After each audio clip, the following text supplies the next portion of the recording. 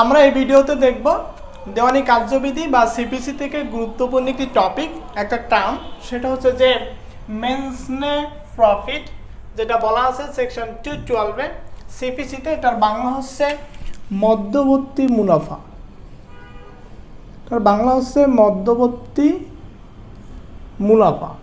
এখন এই ভিডিওতে আমরা যেটা দেখব যে এই মধ্যবর্তী মুনাফা আসলে কি, তার আগে আমরা যেটা সবাই জানি সেটা একটু বলি। আচ্ছা, মোকদ্দমা দায়ের করে কে? বাদী। কার বিরুদ্ধে? বিবাদীর বিরুদ্ধে। বিবাদীর বিরুদ্ধে কেন মোকদ্দমা দায়ের করে? কারণ বিবাদীর কিছু ত্রুটি ছিল, বিবাদী কিছু ভুল করেছে, যেই ভুলগুলো বাদীর বিপক্ষে যায়, যেই ভুলগুলো বাদীর স্বার্থকে আঘাত করে। বাদীর স্বার্থকে যখন আঘাত করবে তখন বাদী কি করবে? বিবাদীর বিরুদ্ধে মোকদ্দমা দায়ের করবে, রাইট? ঠিক এরকমই একটি ঘটনা। মনে করেন আপনার একটা অফিস আছে, ক্লিয়ার বিষয়টা? সেই অফিসে মালিক আপনি। আপনার অফিসে একজন এসে অন্যায়ভাবে দখল করলো। অন্যায়ভাবে দখল করার পরে সেটা সে স্বাভাবিকভাবে ব্যবহার করে ইনকাম করতেছে। অথবা একজন লোক আসলো, আপনার অফিসটা অন্যায়ভাবে দখল করলো। অন্যায়ভাবে দখল করার পরে সে সুন্দরভাবে ডেকোরেশন করলো, অফিসকে সম্প্রসারিত করলো। সম্প্রসারিত করার পরে সে সেখান থেকে ইনকাম করতেছে। তাহলে সেটা কি হবে? দুইটা কিন্তু দুই রকমের উদাহরণ। একটা দেখলাম যে সে স্বাভাবিকভাবে অফিসটা ব্যবহার করতেছে, আরেকটা দেখলাম সে অফিসের উন্নয়ন ঘটিয়ে সে ইনকাম করতেছে। তার মানে সে এক জায়গায় উন্নয়ন করতেছে, আরেক জায়গায় উন্নয়ন করতেছে না। এই উদাহরণটা আমাদের এখানে লাগবে, মেনসনে প্রফিট বোঝার জন্য লাগবে। তার মানে হচ্ছে সম্পত্তিটা কার থাকবে? সম্পত্তিটা থাকবে বাদীর। এখন বাদী যদি মোকদ্দমা দায়ের করে তাহলে বাদীকে প্রমাণ করতে হবে আমি সম্পত্তির মালিক এবং বিবাদী সম্পত্তিটি অন্যায়ভাবে দখল করছে। আচ্ছা, যাই হোক, আমরা আমাদের মূল টপিকে চলে যাই। আসলে আমরা এতক্ষণ যত কথা বলেছি সব এই টপিকের সাথে কিন্তু সামঞ্জস্যপূর্ণ। কিভাবে সামঞ্জস্যপূর্ণ সেটা দেখব। তার আগে বলি, আমার চ্যানেলটি হচ্ছে শুধুমাত্র বার কাউন্সিল এবং জুডিশিয়ারি প্রস্তুতির জন্য। বোধ হয় বাংলাদেশে আমি প্রথম শুরু করছি যে চ্যানেলটি একমাত্র একটা টপিক নিয়ে কাজ করে, আইন নিয়ে কাজ করে, বিশেষ করে জবের প্রস্তুতি নিয়ে কাজ করে, বিচারক হওয়ার জন্য কাজ করে, উকিল হওয়ার জন্য কাজ করে। তার মানে বিষয়টা কি হলো?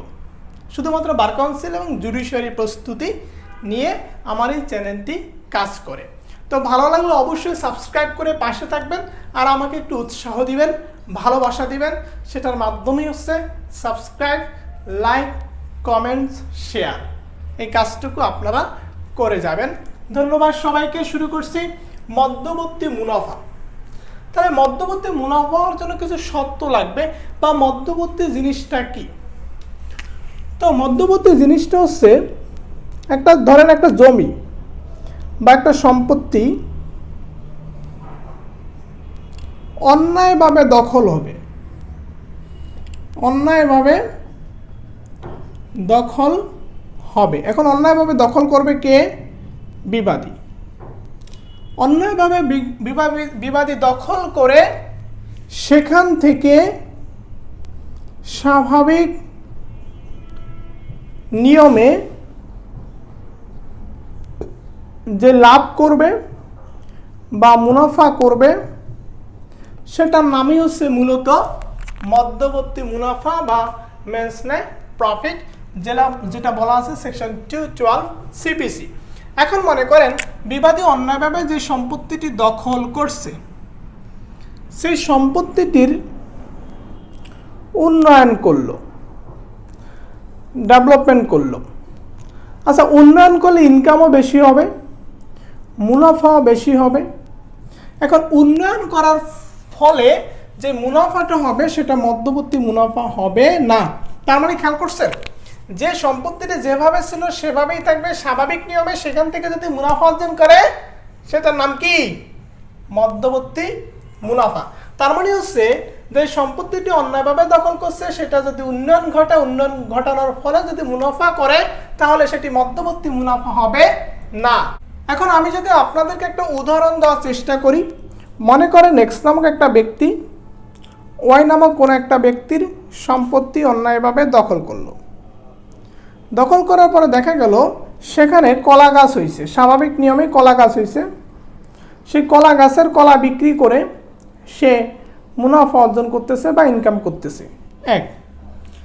আবার এক্স একটি সম্পত্তি ওয়াই থেকে একইভাবে অন্যায়ভাবে দখল করলো, দখল হতে অন্যায়ভাবে দখল করার পরে সেই সম্পত্তিতে সে কি করলো, সে বিল্ডিং উঠালো, বিল্ডিং উঠে সে ভাড়া দিল, সে ভাড়ার মাধ্যমে সে মুনাফা বা লাভ করতেছে। তাহলে সে যে উন্নয়নটা করলো সেটা মধ্যবর্তী মুনাফা হবে না, সে যে স্বাভাবিক নিয়মে ইনকামটা পেল সেটা হবে মধ্যবর্তী মুনাফা। তাহলে আমরা দেখি যে মধ্যবর্তী মুনাফা হওয়ার জন্য আসলে কি প্রমাণ করতে হবে, বাদীকে কি প্রমাণ করতে হবে, বিবাদীকে কি প্রমাণ করতে হবে। অর্থাৎ সে যে অন্যভাবে দখলে আছে, এটা যে মেনসনে প্রফিটের মধ্যে পড়ে, এটা তো বাদীকে প্রমাণ করতে হবে, রাইট? বাদী যখন মোকদ্দমা দায়ের করবে তখন আদালত তো বলবে, আদালত বলবে যে বাদী তুমি প্রমাণ করে দেখাও যে তুমি কোন গ্রাউন্ডের কারণে এটাকে বলতেছো মধ্যবর্তী মুনাফা, এটা তো বলবে, রাইট? তাহলে দেখি যে বাদী কি কি প্রমাণ করবে। মধ্যবর্তী মুনাফা বা মেনসনে প্রফিটের ক্ষেত্রে বাদীকে প্রমাণ করতে হবে। কি প্রমাণ করতে হবে? বাদীকে মাত্র দুটি জিনিস প্রমাণ করতে হবে। আর যখন সে ছোট ছোট টার্মগুলো পড়বেন, বিশেষ করে উদাহরণটা মনে রাখবেন। দেখবেন উদাহরণটা মনে রাখলে এই টিকাগুলো আপনি আপনার নিজের ভাষায় লিখতে পারবেন। আপনাকে আইনের ভাষায় লিখবেন, বাট নিজে এক্সপ্লেন করতে পারবেন যদি আপনি এই এক্সাম্পলগুলো জানেন। তো বাদীকে প্রমাণ করতে হবে যে যে সম্পত্তিটি বিবাদী অন্যায়ভাবে দখল করছে সেই সম্পত্তির মালিক হচ্ছে বাদী, এটা বাদীকে প্রমাণ করতে হবে। আরেকটা জিনিস প্রমাণ করতে হবে, বিবাদী সম্পত্তি অন্যায়ভাবে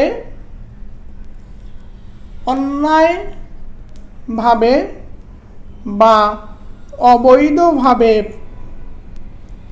দখল করেছে।